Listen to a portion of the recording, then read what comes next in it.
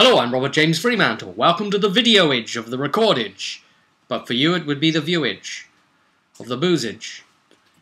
Today we're going to be looking at Theakstan, Old Peculiar, the Legend. I like this actually, the little thing around the top here. There's a little descriptive bit around the picture. Let's have a little read of it. Actually, that's weird, because it's official of the peculiar of Masham, 1741, seal of the official. Oh, okay, so it starts with seal. So it starts with the, actually starts at the bottom left. A seal of the official of the peculiar of Masham. No, wait, that still doesn't make sense. Let's try it from here. Masham, 1741, seal of the official of the, no. The peculiar of Masham, 1741. Seal of the official of... No, that doesn't make sense either. you crazy bastards! What have you done that for? Anyway, let's have a little read on what's on the neck, shall we? It was the custom at the time for the church to administer the law, and this proved too arduous a task for the then Archbishop, who was based in York.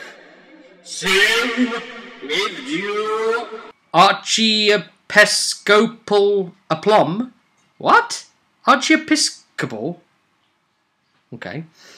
He set up the independent peculiar court, headed up by the peculiar of Masham. Masham. It's a mash-up, mate. Right. The seal of the peculiar of Masham, Theakstan's most famous beer, takes its name from the seal of the peculiar court of Masham, which was granted back in the 12th century. Let's read the back, shall we? It has here, legendary strong ale contains barley and wheat. Oh, I'm glad you told me that. 5.6 volume. This is going to be quite strong, so hopefully it's going to, for my sake, knock me out tonight. Especially if I hit myself over the head with it once I've drunk it. See, that's always foolproof if the booze doesn't do the job.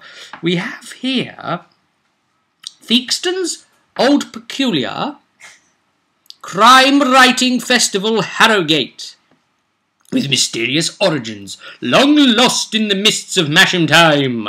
Old Peculiar is the perfect beer to sponsor the Crime Writing Festival in Harrogate, and the Old Peculiar Crime Novel of the Year, chosen by members of the public.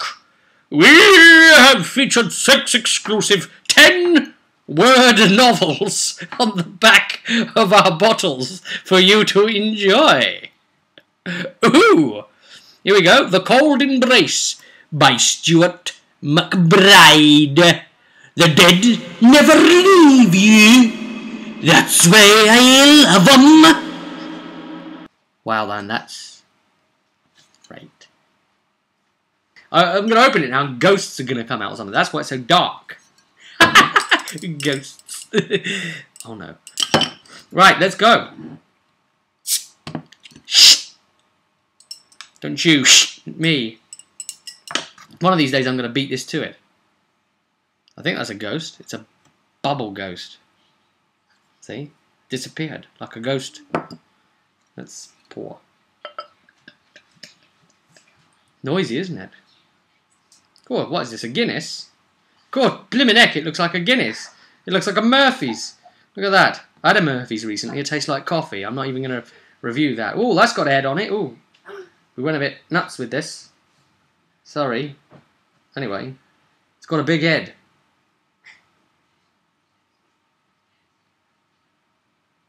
My moustache is going to turn white, I think. I'm going to go grey before my time. White old man. If you think I'm bad now before I've started drinking, you imagine me after. If you want to see it, drinks are on you, mate. Okay. It's very dark. Like I say, it looks like a dark old stout, doesn't it? But it doesn't taste too much like that. It's got like a background leaning, like it's getting on for being that way. But far more characterful, far more lively, far sweeter, more like a proper ale than you'd find with a stout. Far less thick, obviously.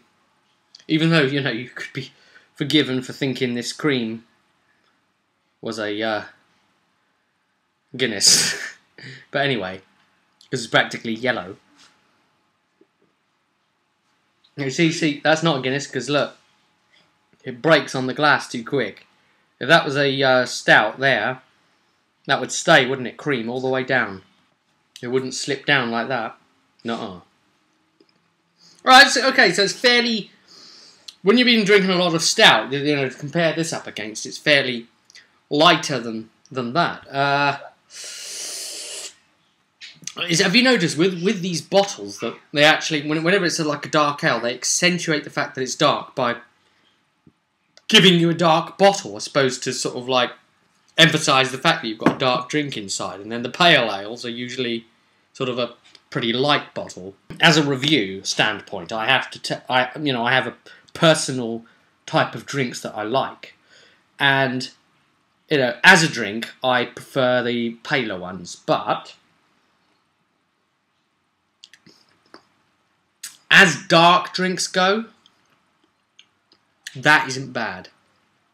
It's nice and clean. Doesn't hang around too long where it shouldn't.